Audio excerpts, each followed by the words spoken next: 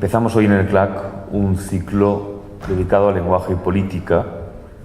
Hemos pensado que cuando empezamos a concebir este curso antes de verano, ya sabíamos que la cuestión política sería candente y preocupante, pero no sabíamos que estaríamos en este punto, en este extremo. Estamos todos viviendo en una ciudad que está de algún modo paralizada, secuestrada, deprimida también por todos los acontecimientos que ya conocen. Y nos parecía importante, en esta especie como de pausa, de estado excepcional que estamos viviendo, proponer una reflexión en profundidad acerca de las relaciones entre lenguaje y política. Porque en momentos, digamos, de apasionamiento político muchas veces no nos paramos a pensar en la importancia que tiene el deterioro del lenguaje en nuestras sociedades. Y es algo absolutamente capital. Lo primero que se resiente cuando hay un problema político o cuando hay una falta de libertad en una sociedad es el lenguaje. Como decía Hannah Arendt, es mucho más frágil de lo que parece la libertad de pensamiento. A veces es mucho más frágil incluso que la libertad de expresión. Porque la expresión y el pensamiento tienen muchísimo que ver, por supuesto, con la calidad del lenguaje, con su uso, con su manipulación a nivel político, a nivel periodístico, y tiene también mucho que ver con la resistencia que los escritores, que los intelectuales oponen desde el otro lado de la propaganda a esa manipulación a través de su trabajo. Entonces, en este curso vamos a proponer una reflexión diacrónica acerca de esa relación entre lenguaje y política a lo largo de todo el siglo XX. Y lo vamos a hacer en distintos ámbitos. Hoy empezamos con el caso de Viena en la Primera Guerra Mundial y la relación entre guerra y lenguaje.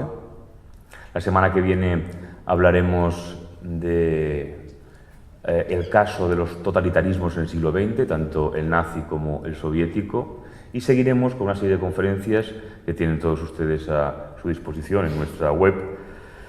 En el programa de este curso, pues, con respecto a la relación entre lenguaje y política, por ejemplo, en el caso del castellano en el siglo XX, a través de la figura de Sánchez Ferlosio, a través del catalán en la Cataluña democrática.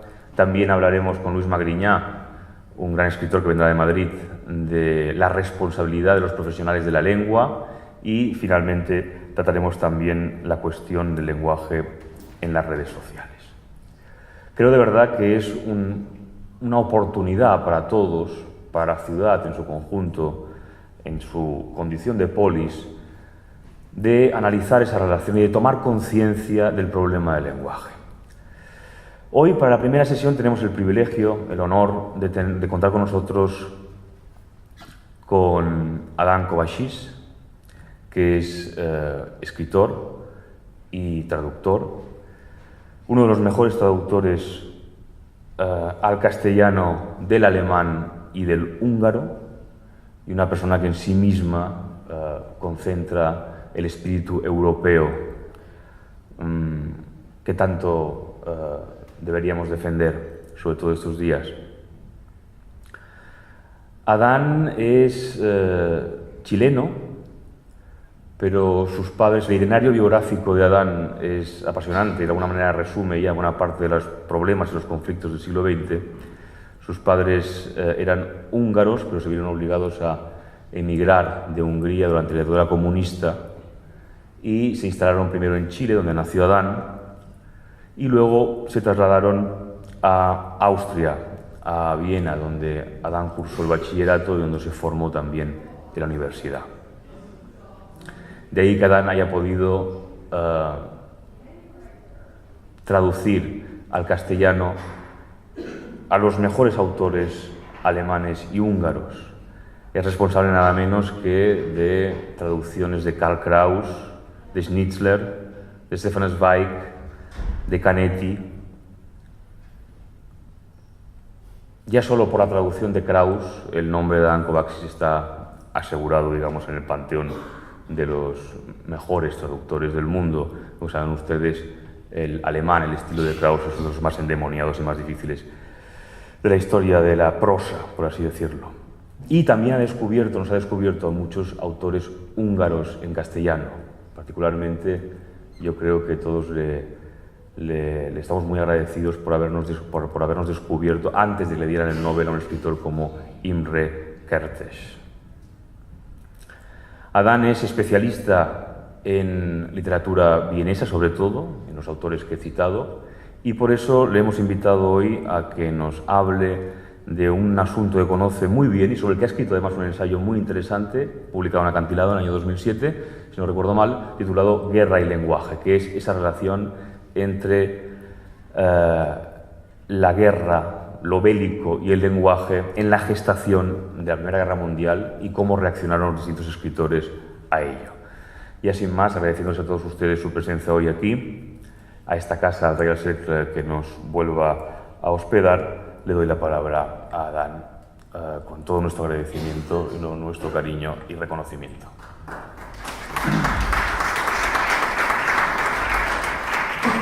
Muchas gracias, Andreu. Realmente es una gran alegría poder participar en este ciclo, iniciar este ciclo, que realmente me parece importante, sobre todo en estas fechas. Y muchas gracias por la presencia de ustedes en estos días que son complicados y además se sumó todo esto ahora la lluvia. Así que muchas gracias por la presencia. Vamos a hablar, pues como dijo Andreu, el tema es guerra y lenguaje y el caso de Viena en la Primera Guerra Mundial. Como ustedes saben, Viena fue la Primera Guerra Mundial fue la primera gran guerra industrializada, la primera gran guerra total, en la que intervenían profusamente las grandes innovaciones tecnológicas de finales del siglo XIX y comienzos del XX.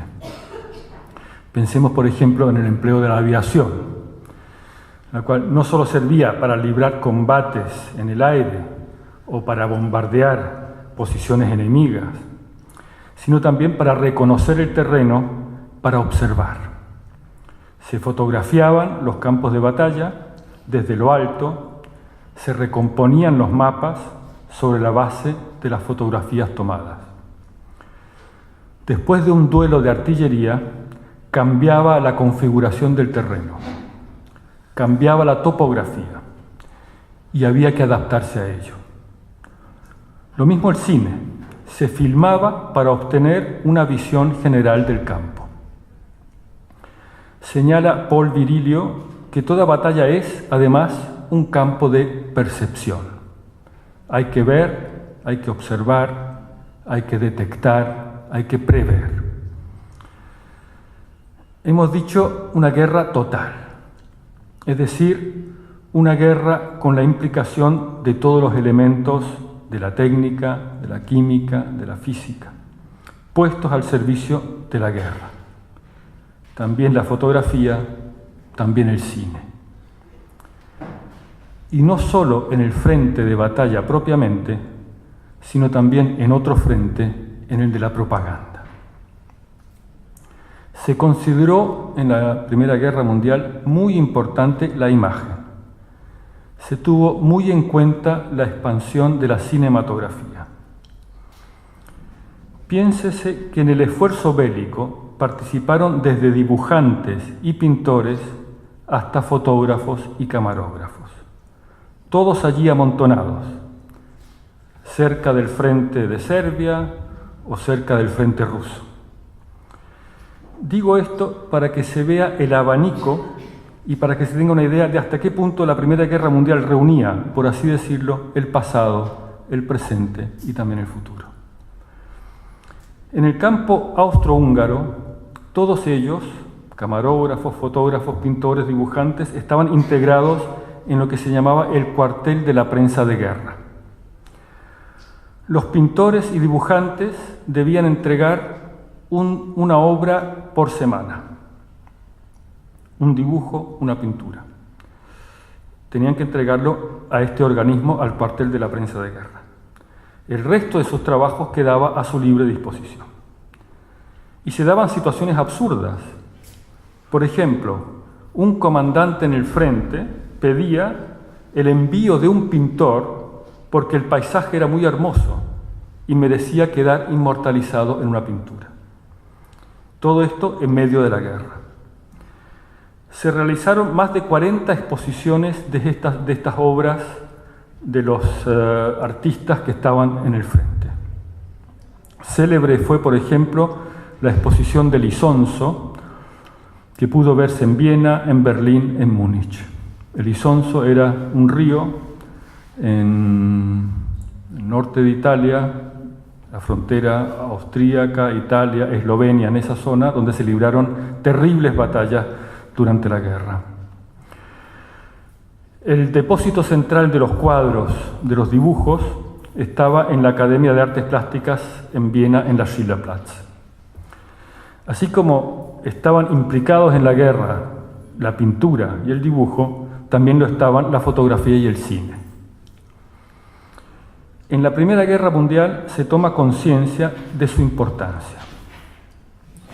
El director del cuartel de la prensa de guerra, a partir de 1917, así que ahora hace exactamente 100 años, escribía lo siguiente: una buena película se presenta hoy en día en más de 3.000 salas y es vista por 10 o 12 millones de personas, por lo cual queda claro que el cine puede situarse por encima de cualquier otro medio de propaganda.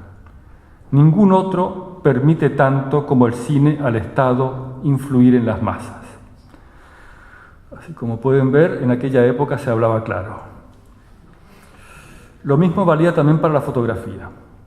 Se fotografió muchísimo y se controlaron también mucho las fotografías que se publicaban.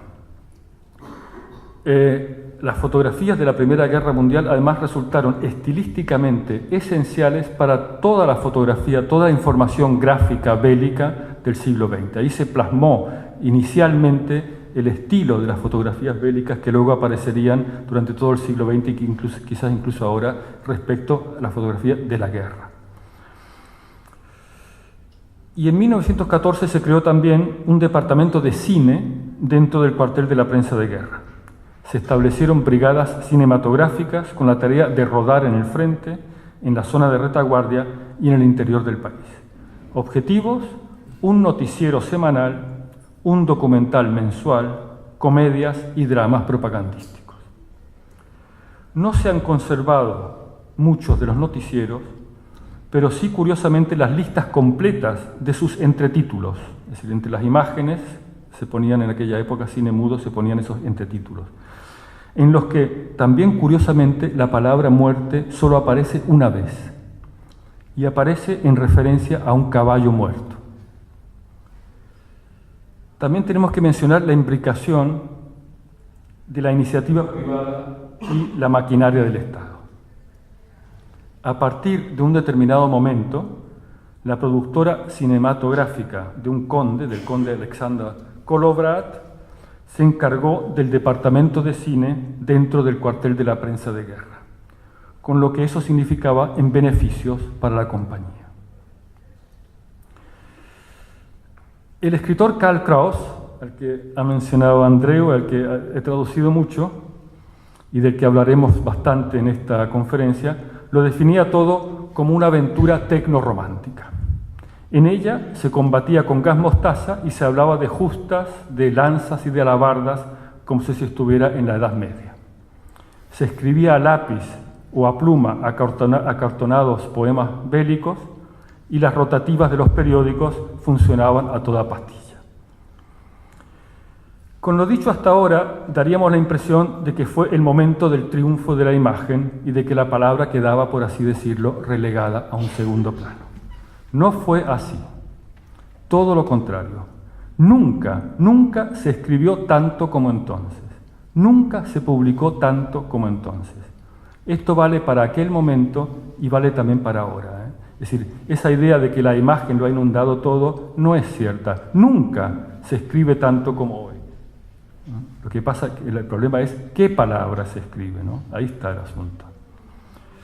Cuando estalló la Primera Guerra Mundial, los meses iniciales se caracterizaron en el ámbito tanto de Alemania como de Austria-Hungría por una profusión de escritos, poemas, manifiestos, declaraciones, crónicas, teñidos todos de un enorme entusiasmo bélico.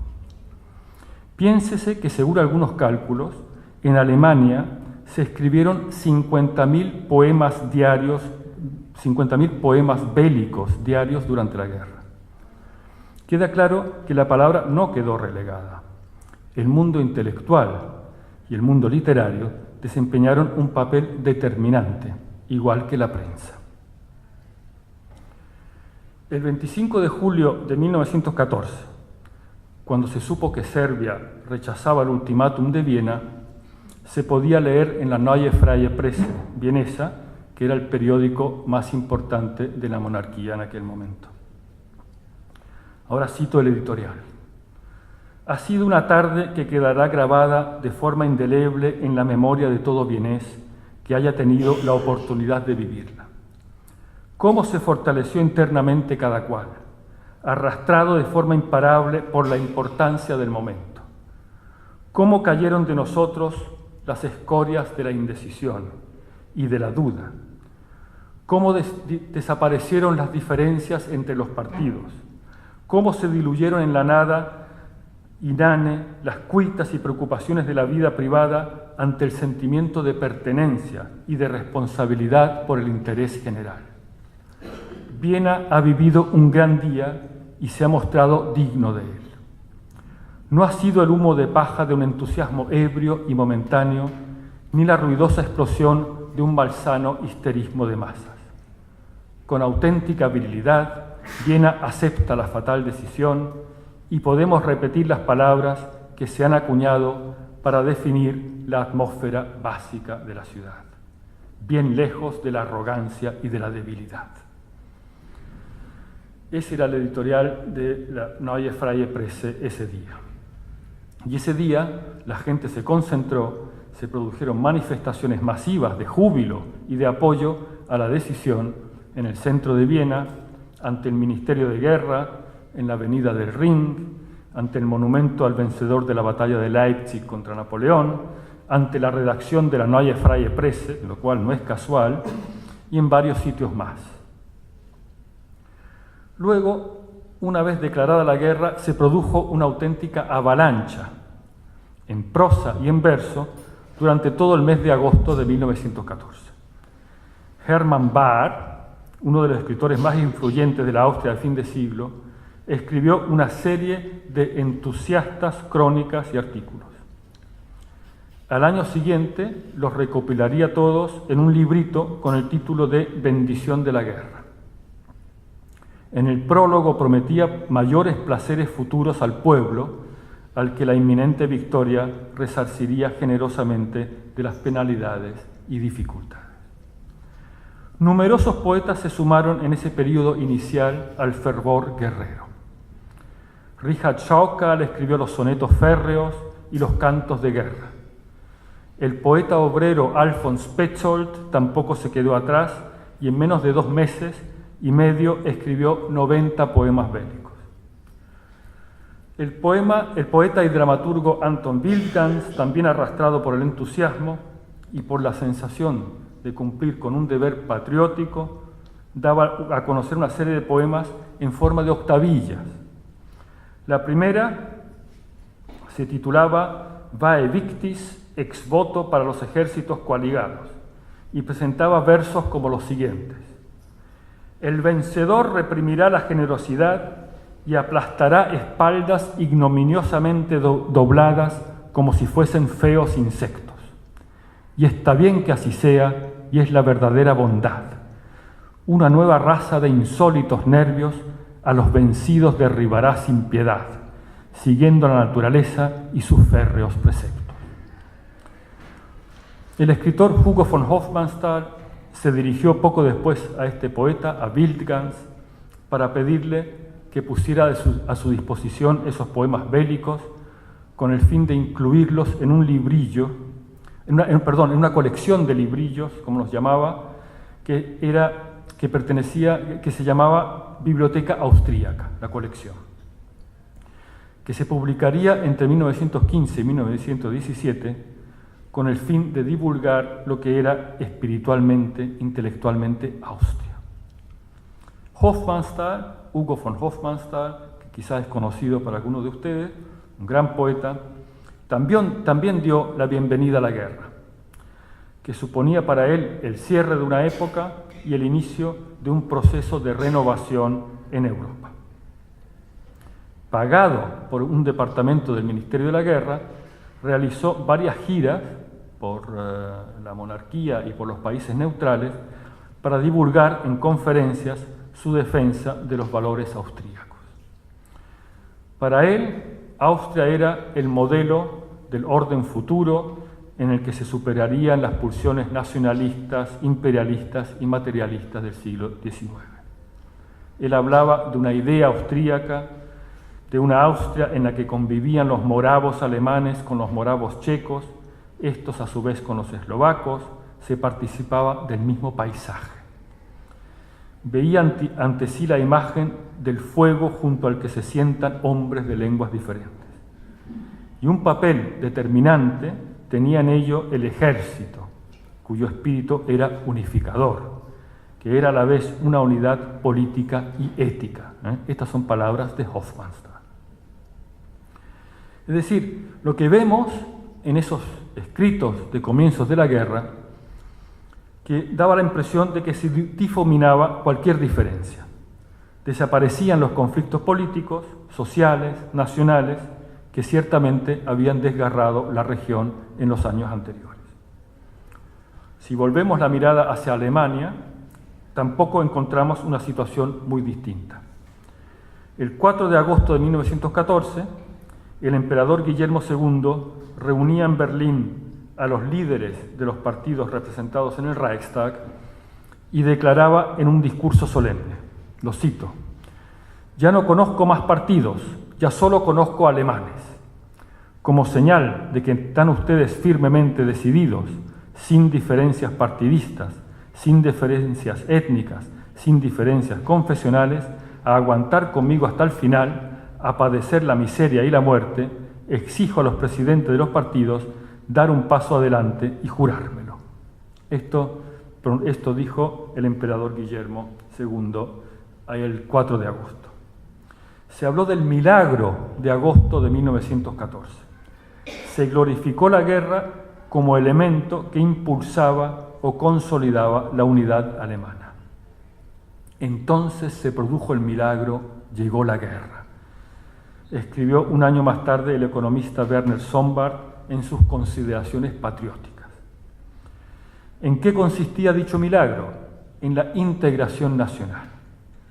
Esta experiencia identificatoria, que por cierto se produjo en todos los países europeos, incluía también el regocijo por integrar a la clase trabajadora en el Estado nacional.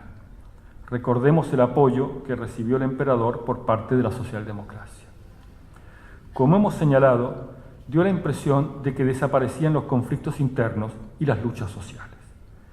La llamarada que se levantó con una fuerza primigenia fundió todos los corazones alemanes en un único sentimiento llameante, escribiría también en 1915 un historiador. En todos los manifiestos, proclamas y declaraciones se observa que responden a un patrón.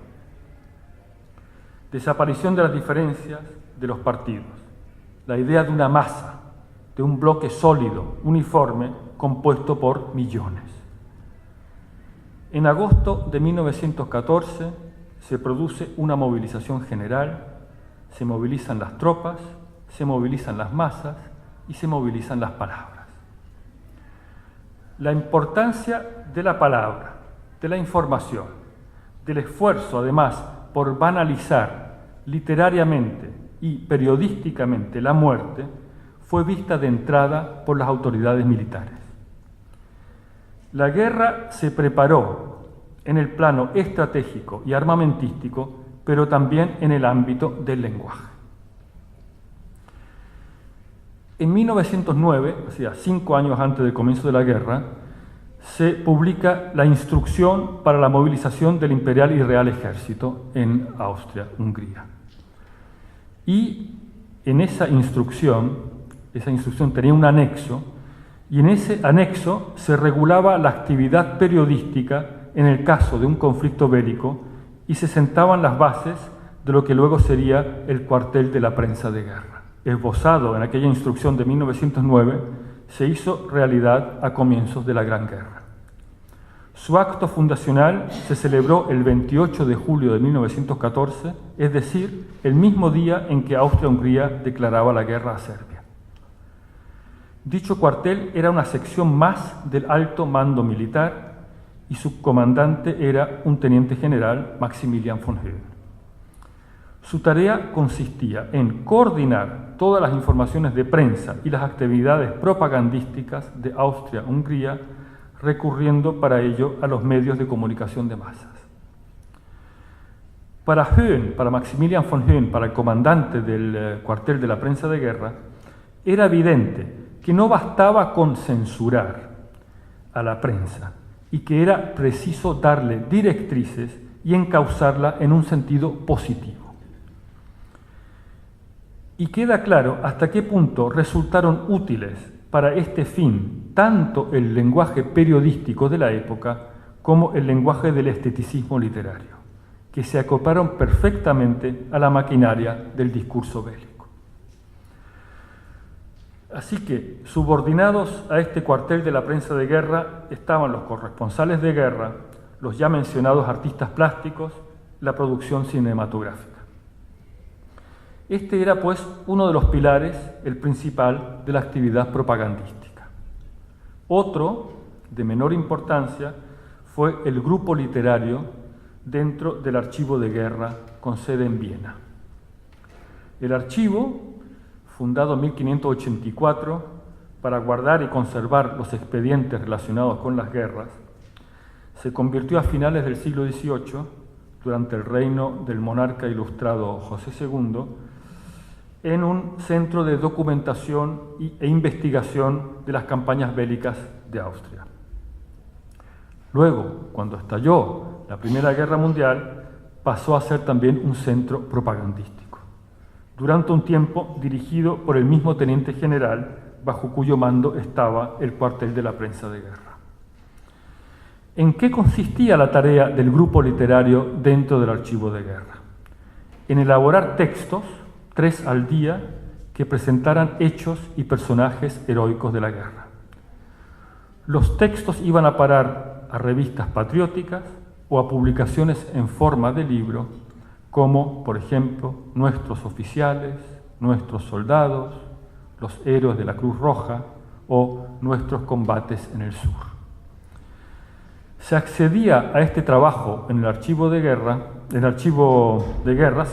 a través de recomendaciones. Se podía ser requerido para realizar el servicio allí, que era un excelente acomodo para evitar el drama de tener que hacer el servicio militar en el frente. Muchos escritores se acogieron a esa posibilidad. Formaron parte del grupo literario en el archivo de guerra escritores conocidos como Stefan Zweig, como Alfred Polgar, Felix Salten, el autor de Bambi, Franz Chokor o Rainer Maria Rilke. Este último, por cierto, reacio a participar en la elaboración de los textos, se dedicó entonces a registrar en fichas los expedientes que entraban. Así que lo colocaron en un rincón a Rilke y ahí tenía que registrar los expedientes que entraban porque él no quería escribir esos textos. Los textos aparecían sin el nombre del autor, aunque sería interesante examinarlos, a lo mejor se ha hecho, a lo mejor se hará, y tratar de averiguar a través de análisis estilísticos, sintácticos y léxicos, a ver quién escribió qué. Luego estaba también la producción privada. Hemos mencionado ya la cantidad enorme de poemas bélicos que se escribieron entonces. Habría que sumar los muchos libros que se publicaron por esas fechas, todos relacionados con la guerra, y es más, destinados como lecturas a los soldados y a los militares en el frente y a la gente que se quedaba en la zona de retaguardia. La editorial alemana Ullstein publicó numerosos libros bélicos de un formato adecuado para las mochilas de los soldados. Un autor como Ganghofer, Ludwig Ganghofer, que escribió Viaje al frente alemán, este libro, Viaje al frente alemán 1915, alcanzó una tirada de 230.000 ejemplares. Así que estaba esa otra producción, esa producción privada, que también era un gran negocio. Y hablando de números, cabe señalar también que, según algunos cálculos, más de 2/3 de un periódico diario, como la Neue Freie Presse, que ya hemos mencionado, estaban dedicados a la guerra. Es decir, cada día salía el periódico varias veces, y 2/3 de ese periódico estaba dedicado a la guerra, con crónicas de los frentes, artículos sobre las gestiones diplomáticas, sobre la situación alimentaria, la situación en la retaguardia, listas de donantes a las víctimas de la guerra, etcétera, etcétera. A esta gigantesca movilización de la palabra que se produjo en la Primera Guerra Mundial hubo respuesta. La dio, por ejemplo, el ya mencionado escritor austríaco Karl Kraus, el fundador y editor de la revista Die Fackel, La Antorcha, que a lo mejor conocen ustedes. Kraus fundó esta revista a finales del siglo XIX, en 1899, y a partir de entonces la fue publicando hasta su muerte en 1936. Y a partir de 1912, así que 2 años antes de la guerra, ya solo escribía él esa revista. Él era el editor y el autor de los textos de esa revista. Die Fackel, La Antorcha. Aquí tengo un ejemplar. Este era Die Fackel. Este era el formato de Die Fackel, el color. Este ha quedado un poco pálido, pero era este color rojizo, rojo ladrillo. Era el característico de Die Fackel. Este es un número de 1915. Lo que hay que ver el proceso que siguió Kraus. Él publicó el último número de su revista anterior a la guerra en julio de 1914. En ese cuaderno hablaba del asesinato del heredero del trono de su esposa en Sarajevo. En el número ese, de julio de 1914, defendía la figura de Francisco Fernando, del heredero, y manifestaba una postura crítica con los sectores políticos y de la corte austríaca que lo habían saboteado y ninguneado a Francisco Fernando. Luego estalla la guerra y Kraus se sume en el silencio. No dice nada, no aparece la revista, porque los hechos, el comienzo de la guerra, lo apabullaron, lo enmudecieron. Se puede seguir su evolución en aquellos meses posteriores al estallido del conflicto leyendo las cartas que dirigió a su amada, la baronesa Sidonie von Natherne. El 28 de septiembre de 1914 le escribía, por ejemplo: «No te he escrito ni escribo ahora con agrado para no recordar una actividad, la escritura, de la que una sensación de parálisis me tiene por el momento alejado. Por el momento, pues ya percibo que la cosa mejora y que las cadenas de esta terrible facticidad se deshacen». Esa terrible facticidad era la guerra.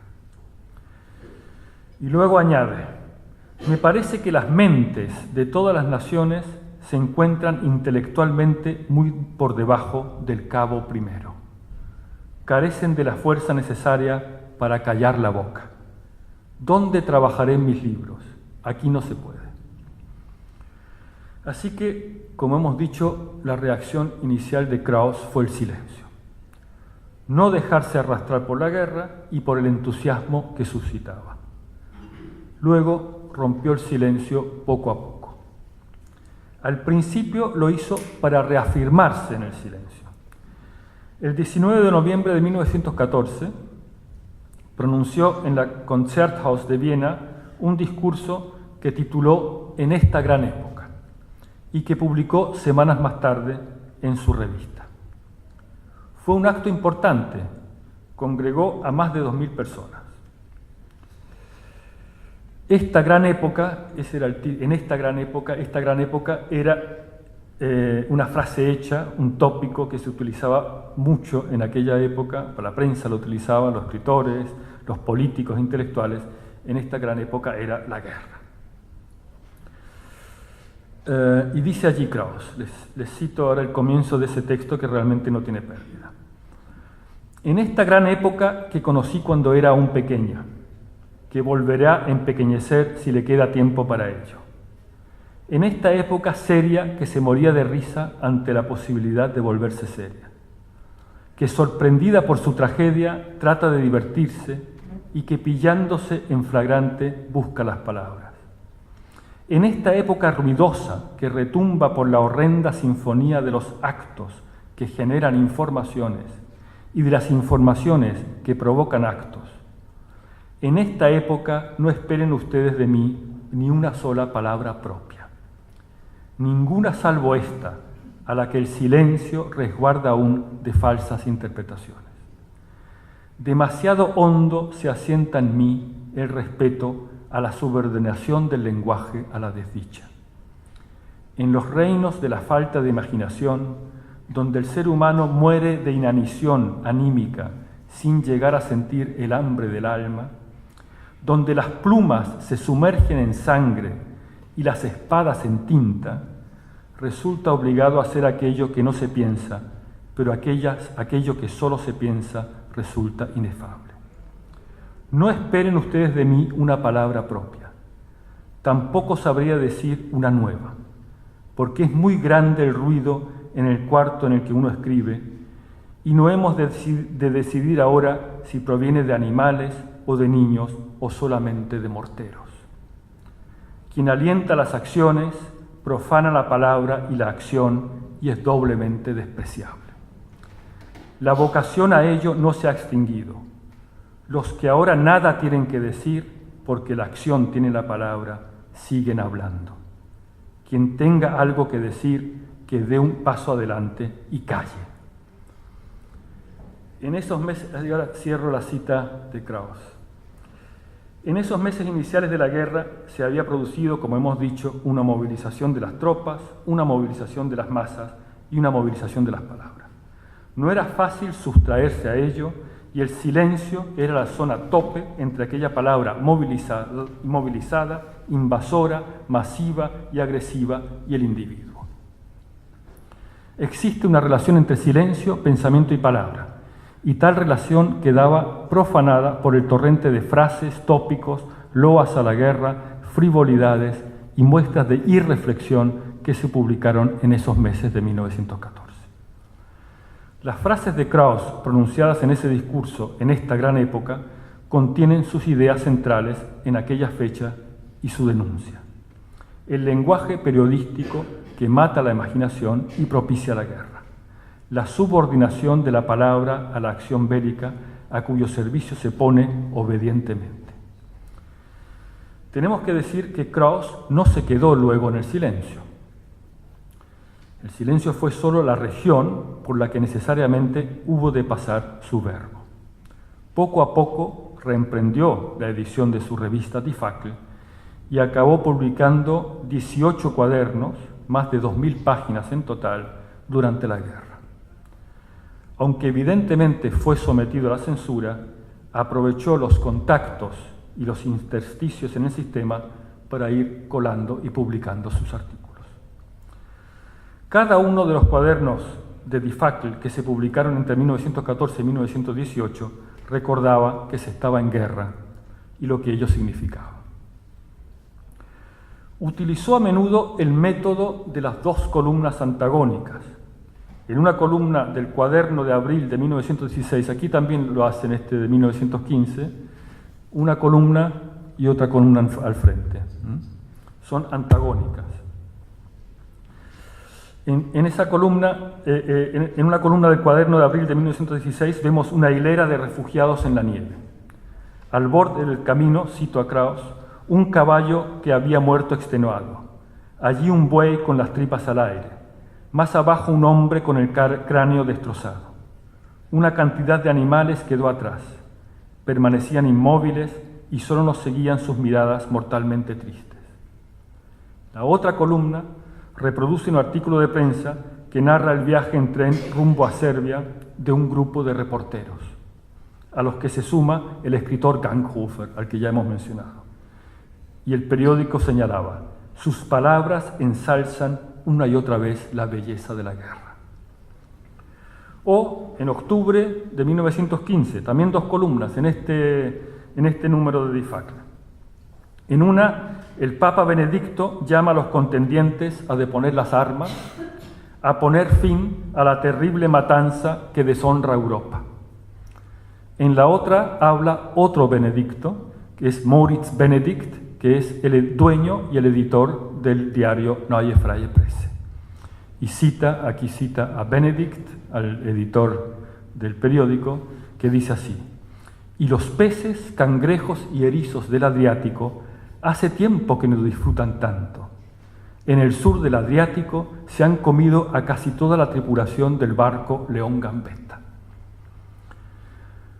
Dos columnas antagónicas en el mismo número, más adelante, se titulan así: Otro día de la gran época.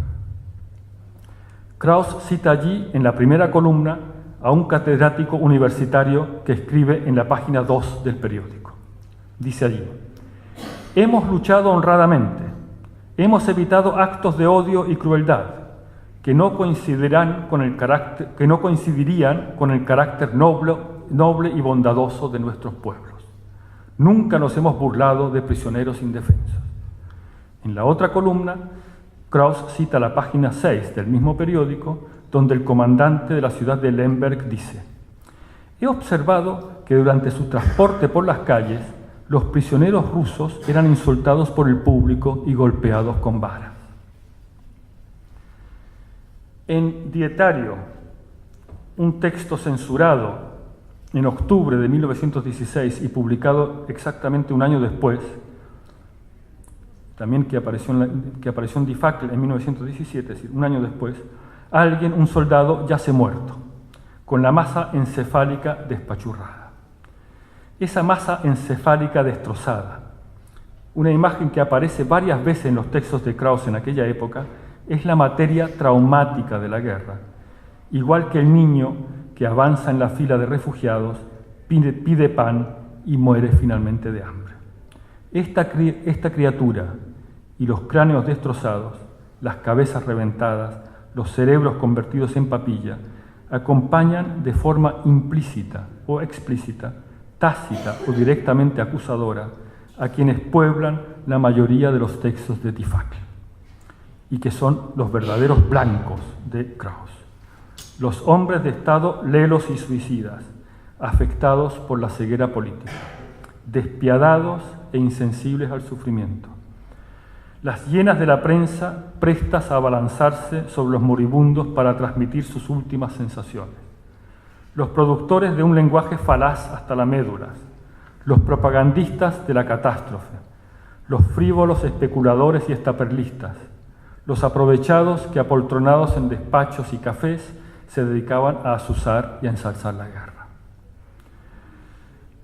La postura de Krauss respecto a la prensa en general y en particular a su papel en la guerra fue radical. Lo que quiero es que la prensa deje de existir. Lo quiero en cada una de mis líneas.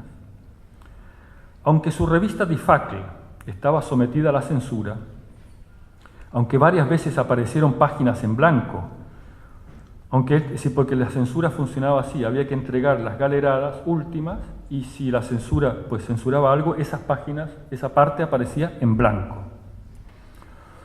Y ocurrió en algunas ocasiones con Die Fackel. Aunque él temía la censura, en más de una ocasión se preguntó por qué el régimen de cariz dictatorial que se impuso al declararse la guerra no aprovechó la ocasión para prohibir por completo la prensa. Él lo habría aprobado, porque veía una complicidad esencial y necesaria entre la maquinaria bélica y la maquinaria verbal de la prensa, que él denunció continuamente. Tal como escribió en ese texto, en esta gran época, las plumas se sumergen en sangre y las espadas en tinta. Para él fue la prensa la que provocó la guerra. La prensa la desató irresponsablemente, frívolamente. Utilizó, según Krauss, mecanismos lingüísticos y estilísticos que impedían actuar a la imaginación, siendo el mecanismo fundamental el tópico, la frase hecha, la desconexión de la palabra con el pensamiento y el sentimiento. La imaginación y la lógica son amantes. El tópico las cortocircuita. A él recurre el lenguaje periodístico constantemente. La prensa no era para él un intermediario entre el público y el poder, sino el portavoz de éste. La cercanía del público al poder que permite la prensa significa la asunción e interiorización plenas del lenguaje del poder. Denunció ese lenguaje, Krauss lo denunció, y denunció con nombres y apellidos a los escritores y periodistas que buscaron acomodo en el cuartel de la prensa de guerra, o en el archivo de guerra, o en el propio Ministerio de Guerra, para hacer propaganda a favor del esfuerzo bélico austríaco y al mismo tiempo se sustraían así al servicio militar. Escribe él: nuestros escritores pueden elegir ahora entre una muerte heroica en el frente o una visita al jefe del grupo literario en el archivo de guerra, y se muestran tan heroicos que apuestan por esta segunda opción.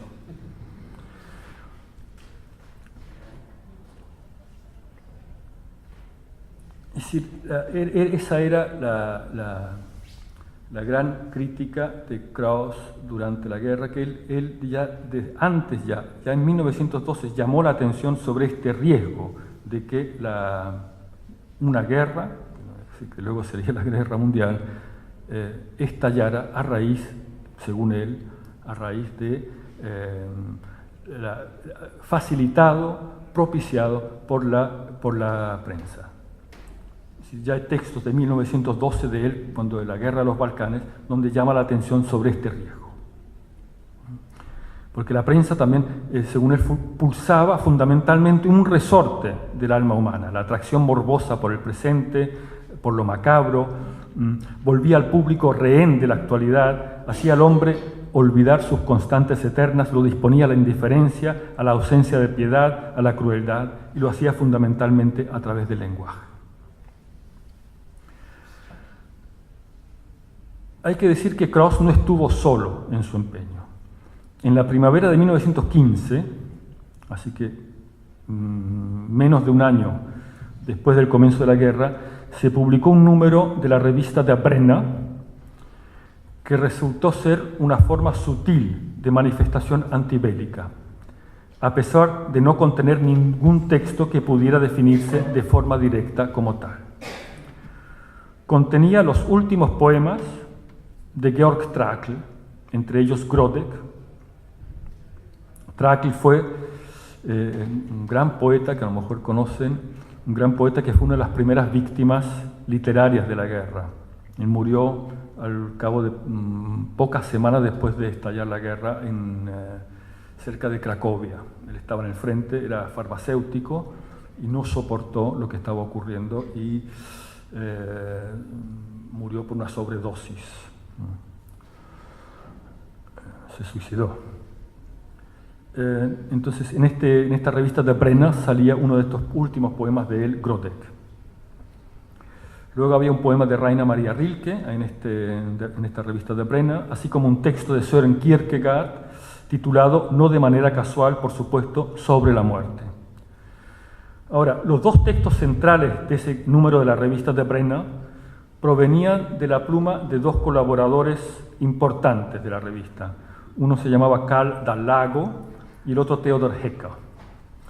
El primer texto es la traducción de Dallago del Tao Te Ching, así como una introducción suya a su trabajo de traductor en esa obra que él define como el reflejo de una lejana vida modélica, la cual proclama 500 años antes de Jesucristo aquello que une a los hombres. Es decir, había allí una clara alusión a lo que estaba ocurriendo en los frentes, en el ámbito militar y político en aquel momento. Y Dallago explica también hasta qué punto la realidad de la guerra impregnó su trabajo de traductor y la elección de sus palabras. Él muestra allí, por ejemplo, su versión del texto número 71 del Tao Te Ching, donde pone: cuando los hombres ya no se toman en serio la muerte, la vida les muestra su terrible seriedad. Y compara su versión con otras versiones anteriores, en las que la muerte, esa realidad cotidiana de la guerra, no está presente. Él sí utilizó la palabra muerte y en su prólogo se refirió expresamente a la banalización periodística que se había impuesto y que era tan criticada por Karl Kraus. El otro texto que se publicó en aquel número de Der Brenner es de Theodor Hecker, que era amigo de Kraus y colaborador suyo, y se titula La guerra y los líderes intelectuales. También allí se polemiza contra el uso del tópico en el lenguaje de la prensa, contra la verborrea bélica, contra la supresión del nexo esencial entre palabra y silencio, y la consecuencia de ello, que era el crimen de la guerra. El amplio texto concluye con la descripción de una escena en el cinematógrafo. Un espía va a ser ejecutado. Unos hombres lo llevan a la horca. Y ahora cito a Hecker. A pocos pasos de distancia de la horca, el camarógrafo los obliga a detenerse. Y ellos se detienen. Y el espía, que en el instante siguiente dejaría de ver la ancha tierra, tiene que ponerse ante la cámara. Y mira hacia el aparato, y mira hacia la sala, a todas las personas que hay allí, y también me mira a mí. Y en mis sueños todavía veo a veces esa mirada. Sin embargo, he de decir, en honor al público, que no fui el único al que el horror le heló el corazón. Sentí el horror de toda la sala. Mucho se ha de ofrecer a un público de cinematógrafo para que se le detenga la respiración y se quede petrificado por el espanto. Aún así se ofrece. Es un texto muy impresionante porque cómo ha cambiado en estos 100 años, es decir, esa percepción de Hecker de horror cuando llevan a un hombre a ser ejecutado, hoy en día esto lo vemos en la televisión y estamos totalmente embotados e indiferentes, ¿no? Y en aquel momento inicial de todo eso, todavía había en la sala un momento de espanto, ¿no? Así, esa revista de Brenner que se publicó en 1915, en la primavera, coincide más o menos con la publicación de Bendición de la Guerra de Hermann Bahr, ¿no? Pero no comulga en absoluto con el entusiasmo bélico que todavía animaba a un número considerable de los intelectuales de la época. En Der Brenner se manifiesta de manera sutil y a la vez Der Brenner, la revista, se manifiesta de manera sutil y a la vez implacable contra esa palabra impensada que es la característica del fervor guerrero. Hemos mencionado dos revistas austríacas, Die Fackel y Der Brenner, que se manifestaron contrarias a la guerra y en particular a su lenguaje.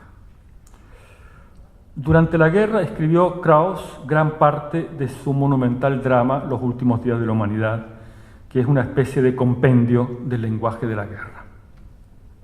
Casi todo el drama es citas de editoriales, de artículos y crónicas de periódicos, citas de discursos de políticos, citas de conversaciones escuchadas en las calles o en los cafés.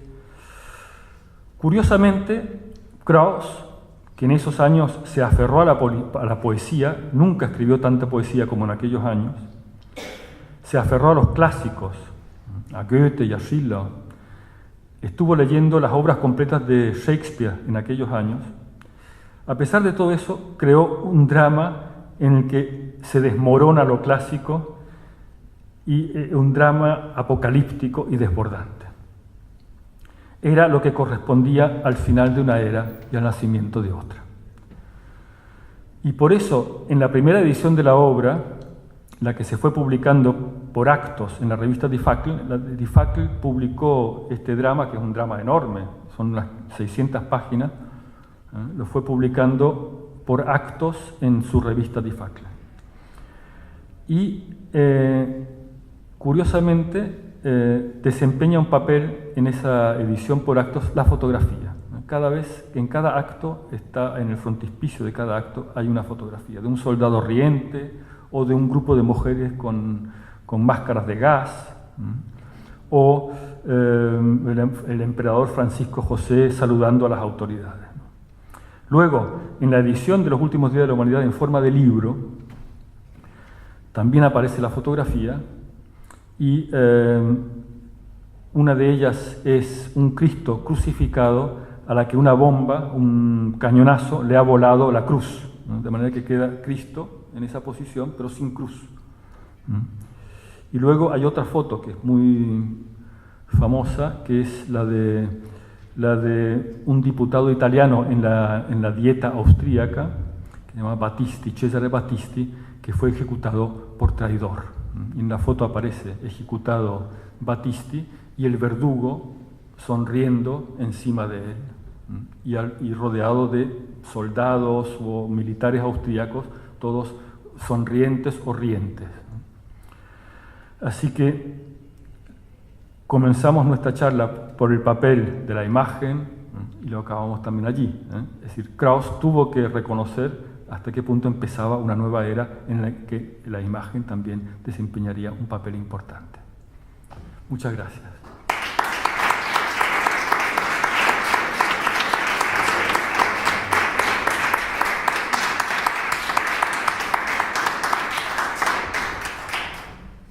No sé si aprovechando que tenemos a Dan hoy aquí, ¿quieren ustedes hacer alguna pregunta?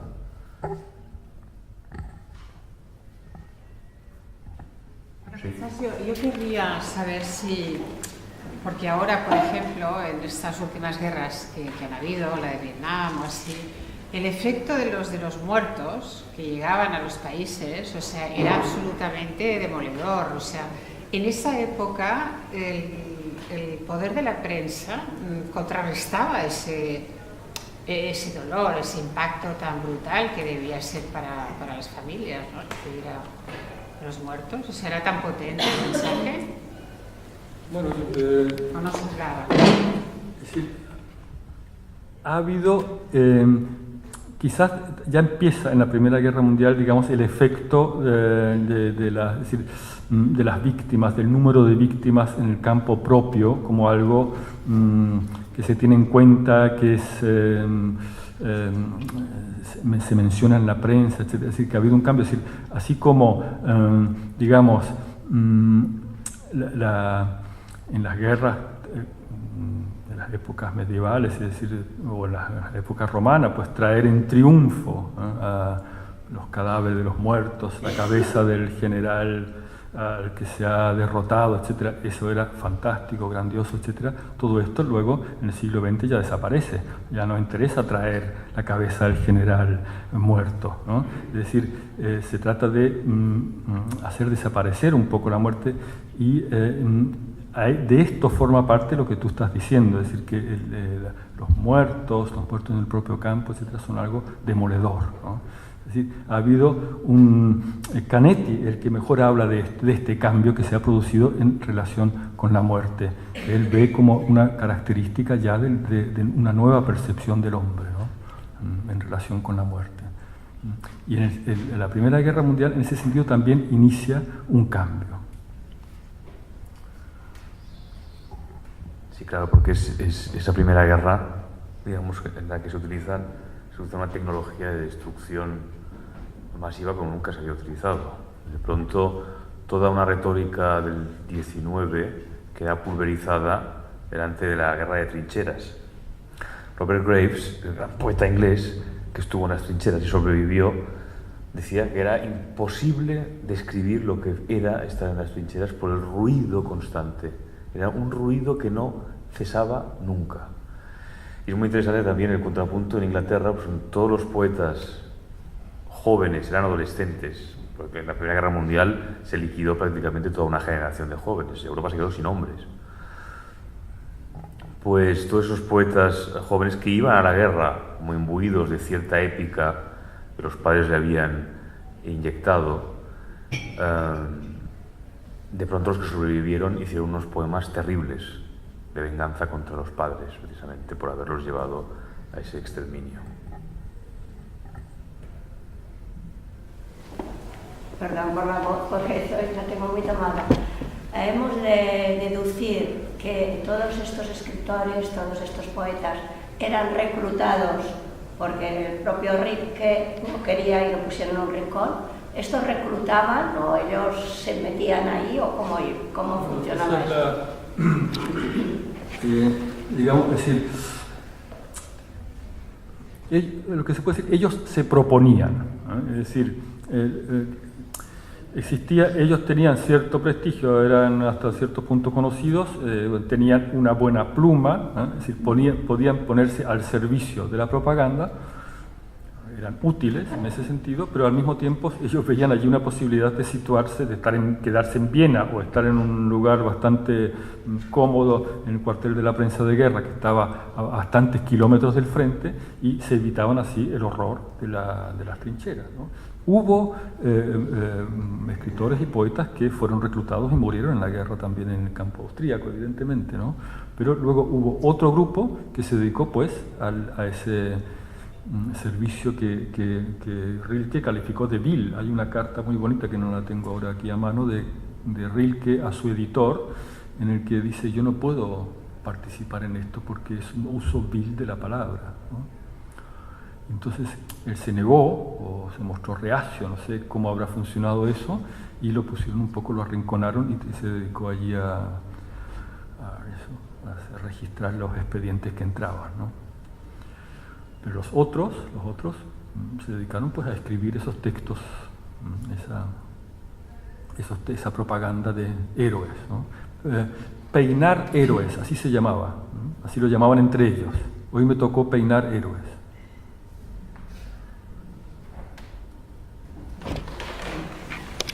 Me ha parecido curioso cuando comenzó la conferencia, ¿no? Hablando de que actualmente se escribe como nunca se ha escrito. Es decir, hablando de la imagen, el poder de la imagen, lo que expresa la imagen y que no hace falta escribir muchas veces lo que dice una imagen. Y sin embargo afirmaba usted que no se ha escrito nunca tanto como se escribe ahora. Me resultaría curioso saber si también en la época que nos ha estado usted explicando también se leía tan poco como se lee ahora. Quiero decir, porque estamos en un mundo en el que nos quedamos con titulares, se puede escribir mucho en internet, con 114 caracteres o 124 caracteres, ¿cuántos son? Pero creo que se lee muy poco, y eso nos lleva a muchas situaciones francamente lamentables. Y me resultaba por curiosidad saber si también en aquella época se leía tan poco o no. No, yo creo que se leía más, es decir, el acto de leer el periódico era una cosa muy extendida, ¿no? Es decir, clases sociales enteras leían el periódico, los periódicos tenían unas tiradas enormes, ¿no? Se leían libros también, había un público importante. Yo creo que en ese sentido había un cambio. Yo creo que nunca se ha escrito tanto como ahora y nunca se ha leído tampoco. ¿No? Es decir, yo creo que alguien lo ha dicho ya esto, pero yo creo que es así. Es decir, es verdad que nosotros actualmente leemos poco. Al mismo tiempo se escribe mucho. La palabra escrita en internet y todo eso tiene un valor muy fuerte. Es diferente la palabra escrita que la palabra hablada. El peso de la palabra escrita es otro que el de la palabra hablada. Hoy en día, en internet, las redes sociales, como se llama todo eso, es palabra escrita. Eso es una cosa muy curiosa. Krauss ya llamaba la atención sobre que ya en los periódicos, él decía, el lector, él criticaba mucho la figura del lector de periódico. Se traga cualquier cosa con tal que esté escrita. Es decir, decía, incluso demostraba hasta qué punto se podía escribir todo lo contrario 2 días más tarde y la gente se lo tragaba igual. Y era un satírico, Krauss era un satírico, no lo parece a veces porque estamos hablando aquí Hacía voces. Sí, voces, y había unos textos impresionantes de... ahora no recuerdo exactamente, por ejemplo, noticias falsas que él colaba en algún periódico. Falsas sobre un terremoto, donde decían los disparates espantosos, que de unas máquinas que no existen en el mundo había detectado un movimiento sísmico, no sé qué profundidad de la Tierra, y lo colaba en algún periódico y luego se moría de risa, evidentemente, porque se lo había tragado, ¿no? Y no solamente él, sino otros también lo hacían. Es decir, ese valor de la palabra escrita es... y esto lo estamos viviendo ahora más que nunca en Internet, ¿no? Que de pronto sale algo y la gente se lo traga, ¿sí? Yo quería compartir con ustedes mi cierto escepticismo ante la posibilidad de alternativa pacifista, porque de su conferencia podríamos deducir. Sí. Qué lástima. Pero esta propuesta pacifista ya existe antes de la guerra, por ejemplo, en la literatura rusa, en Tolstoy. Claro. Entonces, cuando surge el movimiento bolchevique, se define el proyecto comunista, se define como el proyecto pacifista. Lenin, el primer decreto del poder bolchevique es proclamar la paz del mundo. Y quizá la alternativa pacifista resulta al final será aún más desastrosa, viendo sus resultados, que el drama de la bélica Primera Guerra Mundial. Bueno, es decir, esto, lo que usted dice, es decir, yo me he centrado mucho en Krauss. Ahora, Krauss, precisamente en ese rechazo inicial a esa verborrea, incluye también, curiosamente, en las cartas estas, incluye también cierta verborrea pacifista. Es decir, que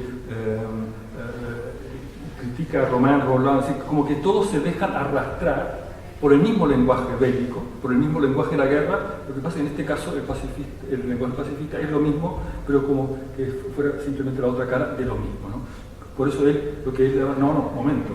Es decir, se está escribiendo demasiado, se habla. Yo lo que quiero es que se escriba menos, que se hable menos. Por eso también ese papel del silencio o de la palabra poética, ¿no? La palabra poética que es dar un paso atrás y decir, bueno, a ver, esa palabra poética viene de otro sitio, no viene del lenguaje periodístico, es decir, al que se acoplaron, por supuesto, todos los entusiastas de la guerra, pero también se acoplaron a ese mismo lenguaje algunos pacifistas durante la guerra. Un caso también paradigmático es Stefan Zweig. Stefan Zweig, que luego aparece como un gran pacifista y que sin embargo en esa época él lo describe con cierta habilidad, ¿no? Que es su papel su papel bastante triste, porque era una situación triste. Él, un pacifista, estaba escribiendo, pues estaba peinando héroes, como lo llamaban. Sí, es que ese sentido es muy interesante el silencio de Krauss, porque su pausa, siempre que hay una gran tensión en una sociedad, cuesta mucho pensar, como defendía siempre Hannah Arendt, pensar sin barandillas, ¿no? No te zarandean si tienes que agarrar a una u otra. Claro, y ese silencio de Krauss, que tanto impresionaba a Canetti y demás, sigue siendo muy, muy ilustrativo. ¿Alguien más? Sí. Usted ha dicho que es una pregunta que le hago, que el tópico cortocircuita el mecanismo pensamiento-palabra. Entonces, digamos, ¿cómo se articula interiormente o en la mente humana para que un tópico tiene que estar muy bien elaborado o muy bien vendido para que tenga más poder que una palabra razonada? Ese mecanismo, si, vamos, le rogaría que lo explicara un poquito más. Bueno, yo, digamos, no sabría explicar el mecanismo, ¿no? Es decir, yo creo que Krauss tampoco incidía tanto en el mecanismo que sin duda existe, ¿no? Pero es lo que llamaba la atención sobre el hecho de que tanto en la literatura, cierta literatura esteticista que él rechazaba, como el lenguaje periodístico, porque en aquella época había cierta relación entre estos dos lenguajes, el esteticista y el periodístico,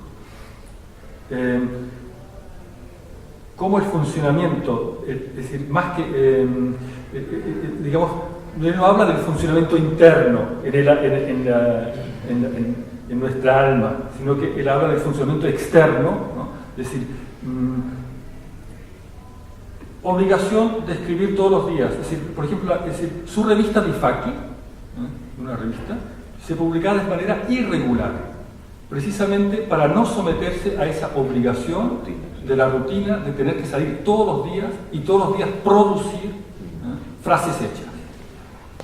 Segundo, el lector también está dispuesto a acoger esa palabra, esa frase hecha, ese tópico, está en disposición.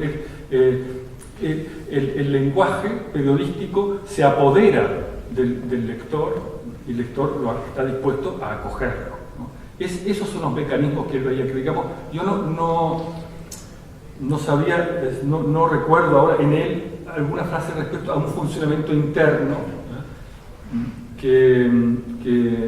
pero yo pienso que sí, que existe allí, que debe haber funcionamientos internos que hacen que esta palabra se apropie del alma y elimine, pues, o cortocircuite esa relación entre pensamiento y palabra, o pensamiento, silencio, palabra, que es tan necesaria.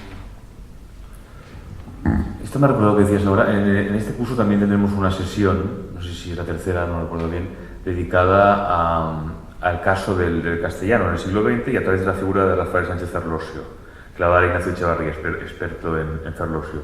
Y es muy interesante porque Ferlosio tiene ciertas concomitancias con Krauss, porque también es un escritor, un prosista, un ensayista que escribe en los periódicos muchas veces contra la retórica periodística, también contra la guerra. Y ahora que decías esto me ha recordado a un concepto que acuñó Ferlosio en los años 80, precisamente para criticar la rutina de la opinión en los periódicos. Y acuñó la imagen de las cajas vacías. Ferlosio habla de las cajas vacías como esos recipientes que hay que llenar cada día en los periódicos, donde el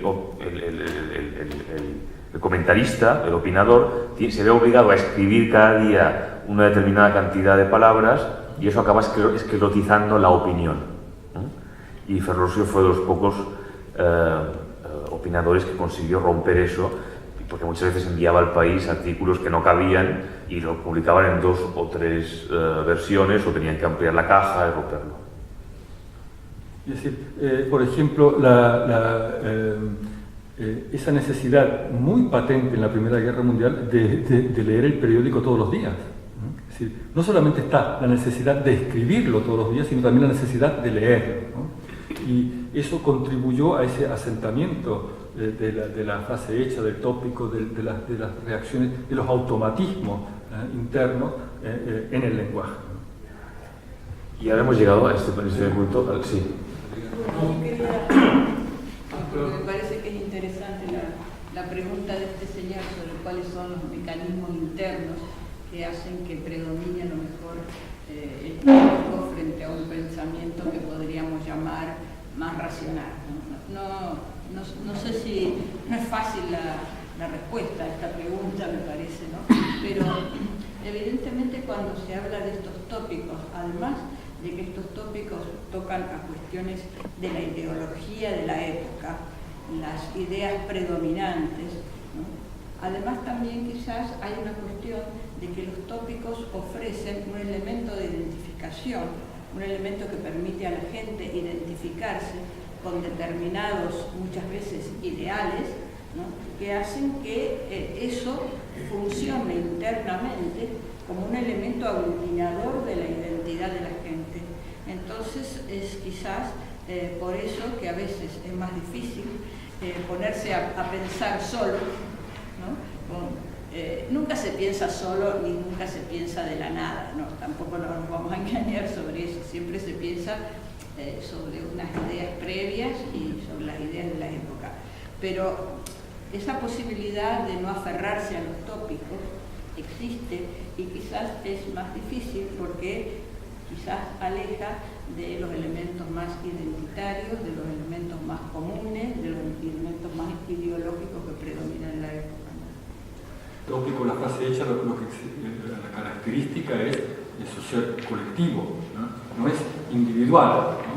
Y como la metáfora de un poeta es una cosa individual, pues el tópico es colectivo.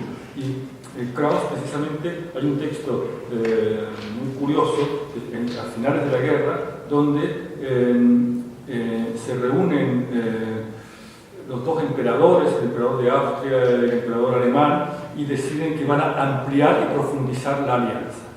Y Krauss, como satírico, luego ve como esas dos palabras, ampliar y profundizar, luego empiezan como una especie de rizomas, aparece luego en todas partes, todo en un periodo X, todo se amplía y se profundizan, los contratos de seguros también se amplían y profundizan, todo, no sé qué, se van a arreglar los baños, los retretes en los trenes, también se amplía y profundizan, todo, porque de pronto, él dice, la administración ha parido unas palabras y la prensa está enseguida dispuesta a acogerlas y a expandirlas. Entonces luego, seguramente en las conversaciones diarias, ampliar y profundizar también aparecía continuamente. Como ha hablado sobre todo del campo vienés y del campo alemán, yo quería decir que a mí me han caído en las manos periódicos franceses durante la Primera Guerra Mundial y claro, estaban llenos de la misma mística, llamémosle así, el Matin de París, incluso la Independance de Perpignan, no hablaba de alemanes, hablaba de Bosch.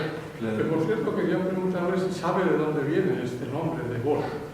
Y sobre esto, claro, yo entiendo más la Segunda Guerra Mundial, no porque esté más cerca de mí, en fin, creo yo, porque era una guerra ideológica realmente, pero en la Primera Guerra Mundial que haya ese entusiasmo, falso entusiasmo en Viena para invadir un pequeño país como era Serbia, que luego sí lo invadieron, pero bueno, al final fue la más beneficiada con la guerra, ¿no? No se entiende, ¿no? Y este nacionalismo, que por lo que he oído del lado austríaco, era un nacionalismo relativo, porque ya decía que en el campo imperial y real se unían varias lenguas y varios pueblos bajo una corona imperial, casi diría pacifista, ¿no? Decían, no sé cómo justificaban ellos la invasión de Siria, o cómo Siria justificaba, o cuáles eran los términos del ultimátum que Siria, Serbia se negó a aceptar, ¿no? Y sobre esto, yo he leído que en la Segunda Guerra Mundial lo primero que hicieron los alemanes al ocupar París no fue ocupar diarios comunistas, que entonces todavía estaban aliados, sino la editorial Gautier-Landau, porque era la editorial del Becquersin. Y no sé si conoce el cómic este de la primera, ¿no? Sí, era una bretona, una criada bretona vestida de bretona de la época, que luego ha sido muy criticada por racista, etc., ¿no? Pero en todos sus cómics, todos sus álbumes publicados durante la Primera Guerra Mundial, salían los Bosch como los malos de la película, ¿no? Y salían las heroicas francesas que descubrían espías alemanas. Una señora que llevaba un bebé, en realidad no era un bebé, sino una muñeca que llevaba una cámara para filmar posiciones francesas, etc.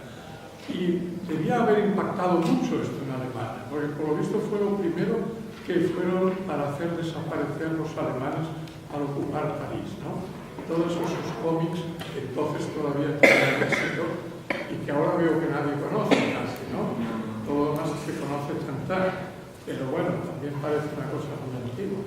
Pero en aquella época había servido mucho para la propaganda anti-alemana, ¿no? Bueno, está, es decir, ahí en el Imperio Austrohúngaro, un imperio muy complejo, y digamos, el hecho de reunir a tantas nacionalidades, ¿no? Y de una forma además no muy equilibrada. Incluso Francisco Fernando, el heredero asesinado en Sarajevo, abogaba por una triple monarquía, no doble sino triple, incluyendo, digamos, dando más importancia al elemento eslavo, sobre todo al bohemio, checo, Praga, todo eso, ¿no? Eso es lo que él quería, esa era la idea, porque el imperio se estaba desmoronando por ese lado nacional, ¿no? Y entonces, por ejemplo, Hofmannsthal, que era pues, uno de estos propagandistas de la guerra, etc., es lo que abogaba por mantener ese imperio multinacional, etc. Es muy interesante las cosas que él dice, lo que pasa es que en ese momento estábamos inmersos en una guerra y era digamos, la idea se subordinaba a las necesidades militar. Ahí está el asunto, ¿no? Es decir, hasta qué punto había sinceridad, ¿no? Hasta qué punto había un pensamiento autónomo, sino que hasta qué punto era simplemente una ideología al servicio de, ¿no? Esa era la cuestión. Pero evidentemente durante todo el siglo XIX, hay muchos ejemplos, el imperio austrohúngaro se veía pues algo que aglutinaba a diferentes nacionalidades, tanto que luego cuando se coronó